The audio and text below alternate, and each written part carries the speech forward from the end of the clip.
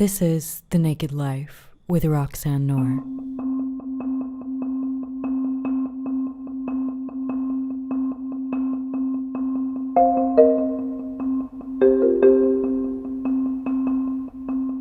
Hi guys, thank you for tuning in.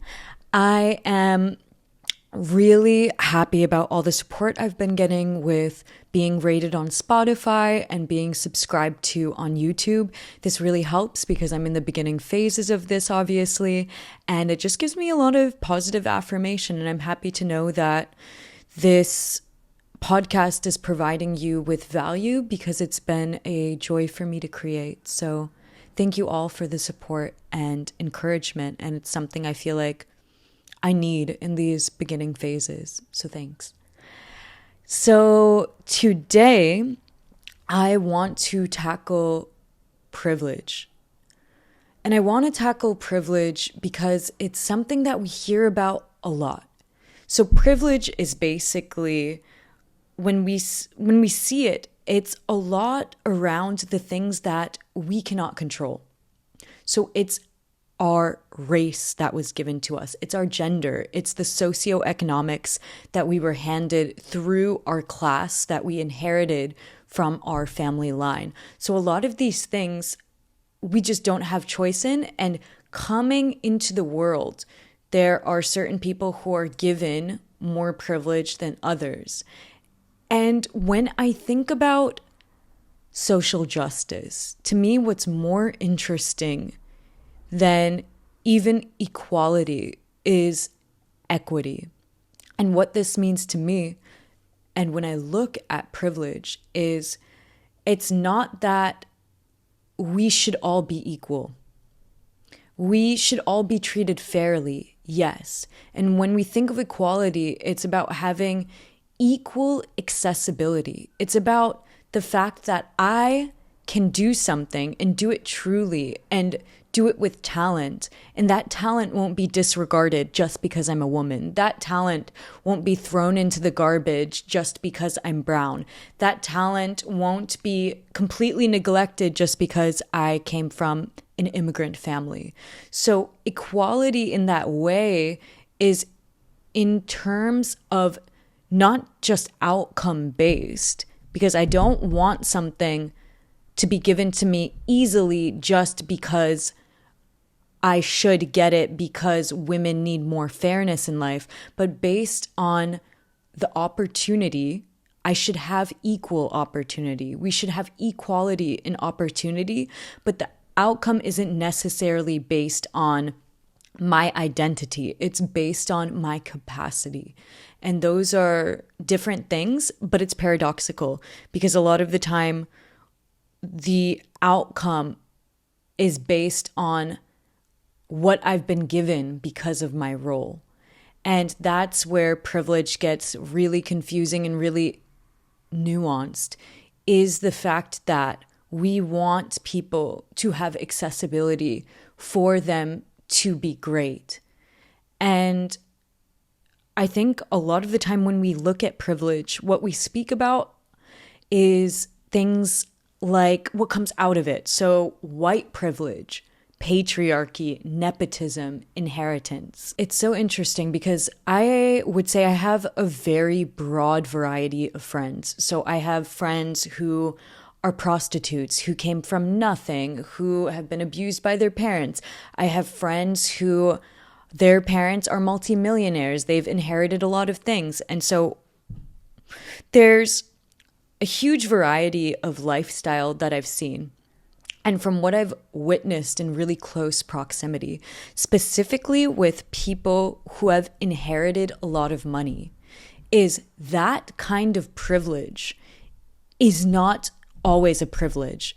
And I know I'm going to get a lot of backlash for saying something like this, but from seeing it and witnessing it so up close and talking to these people who have had everything given to them in life, there's a certain amount of privilege that is not a privilege anymore. And there's a certain amount of struggle in life that when it's worked with, it builds character, it builds self-esteem. And I've seen so many people who have so much and feel so little because they've never had to work for it. They've never had to earn it. It was given to them, and that actually creates a lack of value in themselves, because when they go out into the real world and they see people with more talent than them and they were just handed everything, they feel this lack of fairness. So this happened with one of my friends who went into an Ivy League school basically because her father is an executive at a company and very well connected, and just got her into this Ivy League school. She didn't have the most amazing grades. And while she was in this school, she felt the inner displacement, this feeling that she's not as brilliant as her colleagues because she was just given that place. It was never because of her stupendous, amazing grades. It was because of nepotism, and that degrades self-worth over time. So more privilege and more accessibility doesn't necessarily mean that you feel really good about it, because in the extreme cases, it actually corrodes self-worth. And then also going on to the way we see things like white privilege or patriarchy, the way we view someone, because we're always viewing people in terms of role at a certain point. And the more we pigeonhole someone in a role, for instance, a white man as the oppressor, first of all, it's a bit unjust because it's going based on a history that they didn't even get to be a part of. They didn't even get to say, I want this or I don't want this. And we're pigeonholing them into that role. And then it's the fact that it doesn't allow people to change. It's almost like a self-fulfilling prophecy. You're calling someone an oppressor all the time. They feel like the oppressor and they don't know what to do. Something that's more interesting, actually, is knowing the privilege you have. Really, instead of feeling guilty about it, fucking owning that privilege you have and knowing how to extend it out to others. And not from a place of guilt, but from a place of overflowing, from a place of I have.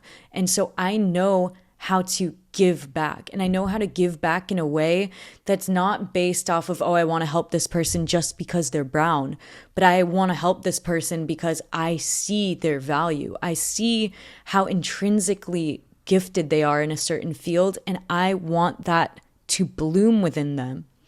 And so there are so many ways we can work with privilege. And to me, one of the worst things we can do is to deny it. And I actually think that's why so many marginalized or minorities get angry sometimes at white people, is like the denial of the things that we're given. And I don't think it should be denied. I really think it should be worked with in a sophisticated manner instead of this turning a blind eye away from it or neglecting it or pretending it doesn't exist. Yes, I have these certain privileges. How am I choosing to work with them? And also noticing that it's also not forever. So one privilege I feel that young women have a lot of the time is the privilege of youth and beauty and vigor. And the fact that when you go into a job interview and you're a beautiful young woman, not only just in the sexual arena or marketplace, people want to be around that, but naturally the eye gravitates to beauty. The eye wants to be around something beautiful and full of vitality. Like, what does youth represent? It represents health and vitality, and people feel that energy and it's expansive and they want it around. And to deny that, to deny even being a woman and having a pretty privilege when you're young, it doesn't need to be denied. You can work with it. You can work with the privileges you've been given, and actually when they're worked with, there's a gratitude and appreciation for what we have rather than a feeling of guilt and shame. And sometimes guilt and shame is necessary when we don't want to repeat history of oppressive lineages, but we don't necessarily need to be stuck in that, because that creates a whole downward spiral, and over time it's actually not interesting. Speaking of interesting, one person I think who is extremely interesting and polarizing is Candace Owens. So she is this really big personality for Fox News. You can look at her and see the way she speaks with intelligence, and she's very self-assured in her way of being. And she's a Black woman on a conservative news channel. And I think part of the reason that they hired her was obviously tokenism, because they want someone, minorities who can see that. But I think a whole other part of it is she does not victimize herself in the Black experience, where she wants to be something other than just Black. And I was reading this really beautiful book that kind of spoke about this in a completely different way, but there was an artist who's Black and queer talking about when you're Black and when you're queer, you're expected to only speak about the things marginalizing you. And actually, sorry, but I am Black and I am queer, but I'm also more than that. And I think my experiences in the world are shaped by the way I view things. And that's not, there's such a focus on identity politics that it almost depreciates our own shared humanity. And I don't think Candace Owens would say it in that way, but from what she exudes is this feeling like I am more than just Black. And actually, I refuse to participate in the suffering Olympics. But there's also the fact that we should not neglect the ways in which we've suffered. And there should be reconciliation. And that reconciliation a lot of the time happens within the family and then also within the self. Because we can't wait for the world to change or to apologize to us or to pick us back up off our feet. There has to be this inner will to recognize the privileges we have and the privileges we don't. Even for me, yeah, I'm a child of immigrants. My parents didn't have much growing up. I'm brown. I'm a woman. I feel extremely privileged. I know the ways in which I'm privileged, and I know that a lot of that privilege comes from just the inherent things that I know I am. And that's also where self-will comes in, and where it's not really just about the systems in place, but it's the way in which we view ourselves in those systems in place. And it's very, very difficult when we're not shown examples of greatness, when we're not seeing people who look like us achieve the things we want. But then that's where that inner power comes in. That's where that belief comes in that there is more to life than what the media is showing us. And that's also where the trust in your own human experience comes in. And so privilege is not deviant if there is an awareness, a sharp awareness around the ways in which we all hold certain privileges. And dynamics of power get perverse and get murky when the power itself is blind, when it's a blind power. And when you use your advantages in life for what is truly important to you, for what is really speaking to that like quiet place inside of you, you are not using it for evil. Privilege itself is not evil. We live in a society based on hierarchy. There are hierarchy within everything, within crustaceans, within apes, within all sorts of animals. And the culture changes way faster than our biology, but our biology is just that undercurrent, that subconscious thing that is still remaining, that's still there, that's still very subtle, but ever moving. And so the question is, how do we want to play the game? When we're in this game, this Western system of capitalism, or what's seen as the tyranny of patriarchy and all these things, how do we frame ourselves in that game?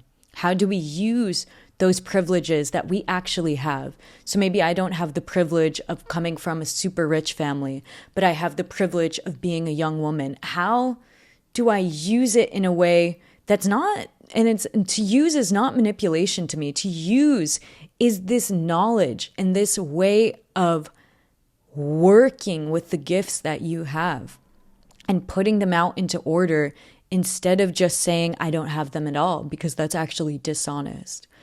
And it's the same with everyone. What privilege do we have that we want to utilize, and not out of guilt, but out of truth and out of meaning and out of wanting the world to be beautiful and great? And I think there's many ways that we can do this. If there is an awareness on privilege, we can, instead of making the white man or whoever our oppressor, we can actually make them our ally. And we can use privilege to lift other people up. And we see this in just so many dynamics. I can say that so many of my rich friends know how to give back, and they know how to support other people's dreams, and they know how to leverage their privilege, their money, their resources, their connections to help other people move up the social ladder. And we are social animals. We do not exist without each other. We are affirmed, our character is affirmed, who we are is confirmed by the other. And so the more and more we are just making certain white people who actually want to help pay for something that their ancestors have caused, it's actually not helping us. It's not helping us at all. What we need is allyship, is you have this, I have this. How can we exchange? How can we create value through what we have rather than neglect and push away? Because if privilege exists, which 100% we cannot deny it, we live in hierarchy, it exists, then what can we do with it? And there is a shadow side to everything, and there's a light side to everything. Privilege has a negative connotation. It doesn't need to. If privilege is harnessed, it can be something that is a force of good. So, yeah, thank you guys for tuning in today. And please rate the show on Spotify if you like it. Please like and subscribe on YouTube. And I am sending you all a lot of love. Okay, bye-bye.